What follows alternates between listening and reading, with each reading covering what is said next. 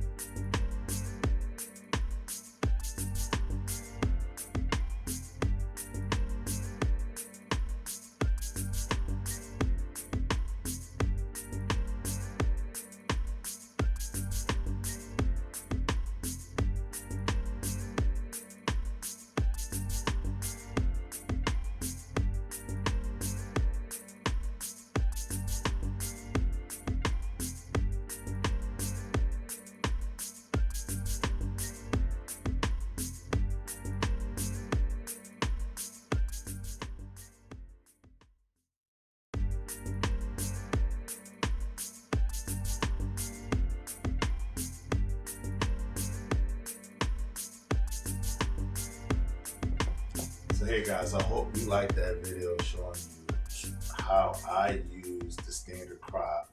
And that's just something like, how I do when we get into a session. Of course, when you're doing a session, they may not be fully clothed and things of that nature. But for that video, we had to do it like that. Anyway, now I'm going to show you the dragon tail crop, which is a little bit more advanced. And you heard me say that before, but I'm saying it again, that this is not for novices. And if you've never used one and you buy one, please use that on a pillow or something. But again, hold on, here we go. So here's my dragon tail. This is the dragon tail. What's unique about the dragon tail? It is just like the other crops. You have you have the shaft of it, and then you have the head. And as you can see, it has different little tassels on it all the way to the tail. And on the other side, the rod goes from here all the way up to the tip. So it depends on what side you want to use. Of course, if you use this side to hit uh, your subject, it's going to be a little harder. But if you use this side, this is the soft leather side, and it gives a different effect. The point of this is exactly that. It's the point. You want to be able to hit your object at the point. Maybe you want to use the whole piece. Depends on how you want to do it. But this is made to be used from a distance, not so much up close. Remember, the closer you are, the harder you're going to hit. And you always want to make sure that you're using your wrist, not your arm. You don't want to strike like this. That's a little bit too blunt. It's a little too hard. Everything but the wrist. See that? That's all wrist. All wrist. And when I'm striking, I really just want that tip to touch, or sometimes I want this whole piece to touch. Depends on what part of the body I'm hitting on. If I'm going a little higher, I want to use maybe just the tip, maybe to about right here. But if I'm going lower below the waist, I may use the whole piece. It depends on you. But this is not for a novice. And again, if you buy this, you want to try it on a pillow or something first, to see how you can get your rhythm with it. Because it is, a little bit of rhythm involved. And how you strike. Again, you want to watch what side you use. If you're using this side, more of that crop side is there. And this is hard. It's a little flexible up to this point. It is a little flexible, but it's still very sturdy. And this is all sturdy. So that is my short demonstration of the crops that I use in session. Again, there's many different ones. There's much thicker ones, leather. There's all kind of crops, but these are kind of the standard ones I use. I'll get into something a little bit more elaborate later on, but stay tuned for the next. And tonight I want to discuss with you guys keeping your edge. And what does that mean?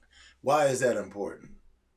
Keeping your edge is very important, especially if you're in a long-term relationship, right? So many people allow themselves to get bored with the routine.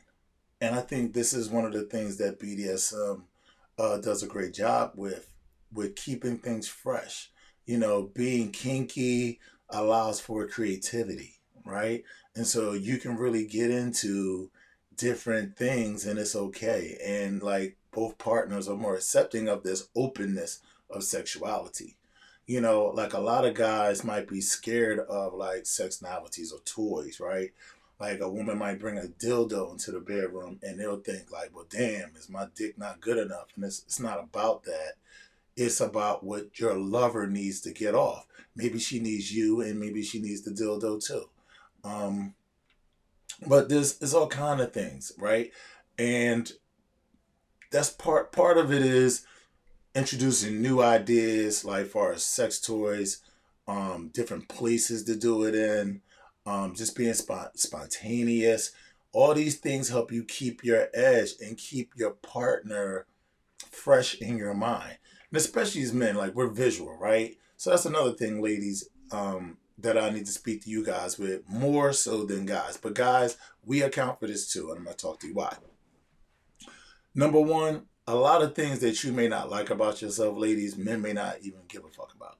And that's just so very important that you understand. Keep your hang-ups to yourself. But when you come to the table, bring your best self. Bring what you do best to the table. Okay? I once dated a young lady that would point out all the things she didn't like about herself. And those things were not really as important to me. Like, that's not really why I was with her or what brought me to the table or things that I found unattractive about her, honestly. But the more she pointed those things out, the more I realized she had a problem with herself. But it also took away from my desire to want to really be with her and really engage with her sexually. Like, it was like throwing water on my fire, and I would mention that to her. And so a lot of times, people, ladies, you just gotta love yourself more, and guys too. Stop thinking about what people may not like about you, right? If other people aren't pointing out flaws, then don't worry about it. Just do your best job. Do what you do best. Bring your best self to the table. And if there's something about yourself that you don't like, then work on it. Then work on it. Stop complaining about it and work on it. Because no one wants to hear excuses. You know what I mean? I get it. If you're in a relationship, long-term relationship with somebody, you don't look at them 20 years down the line as you did 20 days into it, right? We all get that. But there's still ways to keep your sex life fresh, hot, spicy, and keeping that edge going. So when you see that person, like you feel desired, you know what I mean? And you desire them, simple stuff like, a text while they're at work, can't wait till you get home, show them a pair of panties. Take a little picture of your cleavage, you ain't got to show everything. Say stuff, play with one another. Keep things fresh. And a lot of times, again, within BDSM, this is something that I'm not going to say is out of our range, but we have a good hold on because you, as a dominant man and an initiator of sex, a lot of times, we're always trying to think, like, how can I bring something new to the table, spice things up, Like, again, you guys saw that I was using the pinwheels last time, and I said, don't use the pinwheel all the time because you don't want your partner to get used to the pinwheel. You don't want them to get like, oh, we're doing the same thing. Here we go. It's the routine. Like wax on, wax off. No, we can't keep repeating the same steps. Mix some stuff up. A lot of times people think, well, what we need is another person to bring in. If you're into it like that, if you guys are open lovers, if you guys are into swinging and things of that nature, yes. But if that's not really who you guys are at the core, then bringing someone else can only bring in some disaster. It can only be a disastrous situation. So you have to understand, like, really who you guys are sexually and just like feed those things, and experiment. You don't have to experiment every time.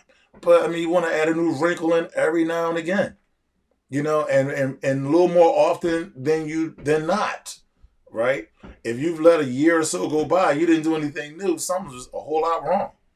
Okay, you got to mix some things up. Get sexy. I've always talked about the old kind of role play, right? Okay, tonight we're going to go out. You take your car, I'm going to take my car. We're going to meet at this spot. We're going to act like total strangers. You're going to tell me your name is whatever you say and whatever. Don't tell me what's going to be.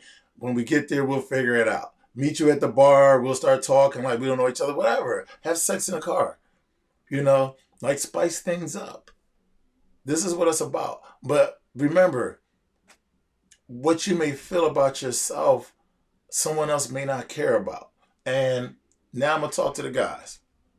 When it comes to erectile dysfunction, we are taking ED supplements and pills and things of that nature. Like, we don't want her to know that I'm taking a pill to get my dick hard. We're like, women don't give a shit as long as your dick is hard. I had a female friend say, yo, I don't care what it takes for you to have your dick hard. Just have your dick hard. Like, they don't care if you're at a certain point in your life where you need pills to get your dick hard. Of course, we could get into the whole why that is. Maybe it's because of your age, testosterone falling off. Maybe it's your diet, blah, blah, blah, blah, blah. But in the moment, you want your dick hard, you take something. And there's nothing wrong with it. What's wrong with it is our own male ego. Our own male ego says, damn, I don't want her to know I need pills to get my dick hard. Like, there's nothing to be ashamed of, guys. It's a natural progression of life. Is that your testosterone falls off, your erection won't be what it used to be. Trust me, I got an older friend, right? His shit fell off, had surgery on his prostate, so he, really can't get it up. He done went and got the surgery, got the pump put in. So now he hit the button or whatever on him, and that pumps his dick up, and he can stay hard as long as he want. Pump it up, pump it down. I mean, I know this stuff might sound a little funny, but it's just real like that. And like, he don't give a shit. He like, fuck it, my dick get hard. So again, like, guys, we got to get out of our own ego with this whole, I don't want her to know I'm taking something for my dick. Like, women don't give a shit. They don't give a shit. They really don't.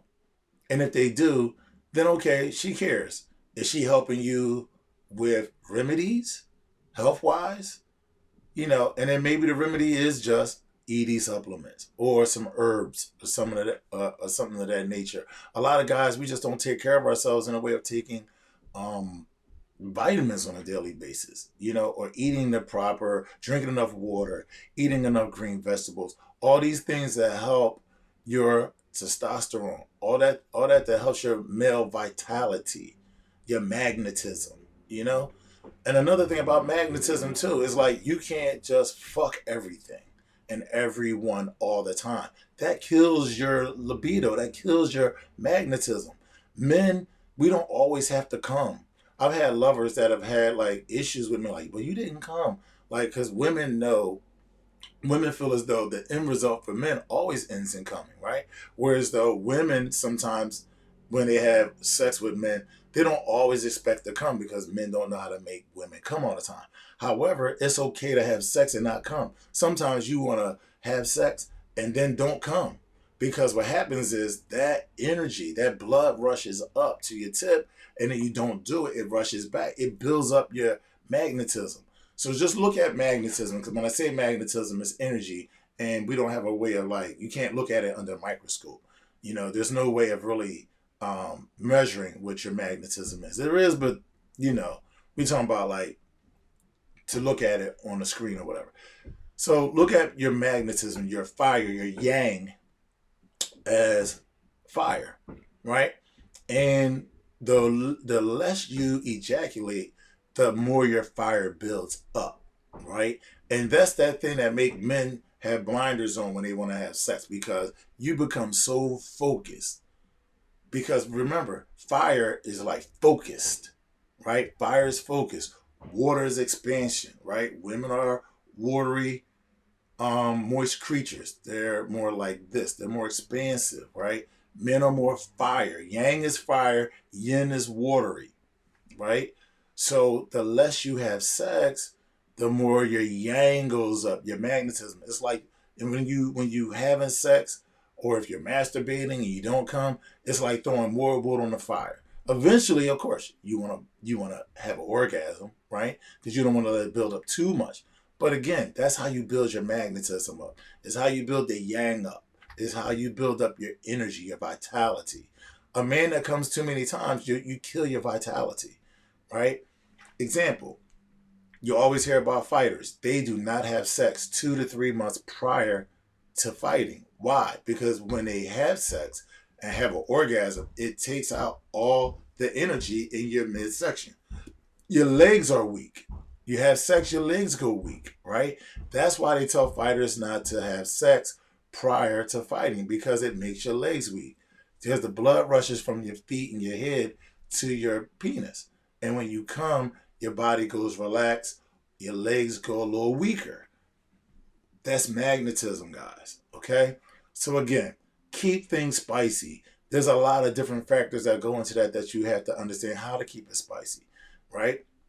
If you're not taking care of yourself, you don't even have the will, the magnetism, the desire to have sex. That's an issue. That's just not for men, that's for women too. Ladies, if there's something about yourself that you don't like, fucking work on it. You too, guys, if you don't like your gut or whatever, blah, blah, blah, well, work on it. Put yourself into a place where you like seeing yourself when you look at yourself. And some of it is no matter how perfect you guys are, because now we seeing girls getting surgeries and all that, Brazilian butt lifts and blah, blah, blah, and titties and all that, and they still not satisfied with their bodies, right? So it really is about being comfortable with yourself, understanding that you appreciate who you are as a person, the human that you are, what you've been created to be, no matter what, and let's go. Let's get out of that bag, have a healthy sex life, and have fun. Most of all, have fun. Keep things spicy, okay? So, I want to thank you guys for watching. Of course, once this is over, I will be going back live to have that open discussion with you guys and answer any comments that you guys have left in the thread. Again, this is another Wednesday night. I'm glad you guys have watched this are here with me watching this.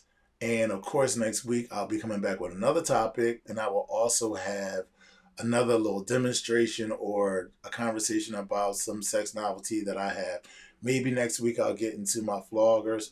That's a really good one. Love my leather floggers. But again, thank you for watching. My name is Sir Inc. Until next Wednesday night, Sir Speakeasy will be open. Peace.